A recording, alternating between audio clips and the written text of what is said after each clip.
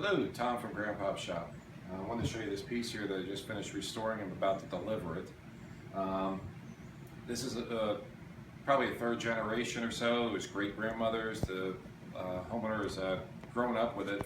And there was something special to them. Unfortunately, they had a fire in their home, and this got put into storage for a couple years.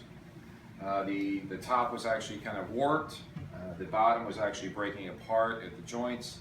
And this particular piece happens to use what's called a V-groove tongue joint. It's very old. Underneath here is held together with hand-cut dovetails, and all the joints, some screws were missing, been moved around over the last century. And so I took it all apart, took the top off, took the bottom off. Fortunately, it broke right along the glue line, filed those, cleaned those up, and the customer wanted to keep it as original as possible. Unfortunately, when it went into storage, they lost the drawer. So actually, I remade one.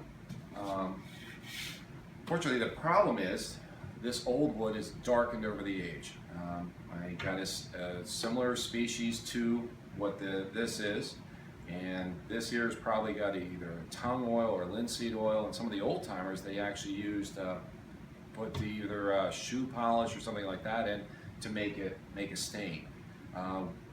That's going to be nearly impossible to match. So I've actually taken a couple different stains, stock, and to keep costs down instead of trying to get a custom stain. Unfortunately, the newer wood, the base is not going to be the same, but it took a couple tries, but I think I got pretty close.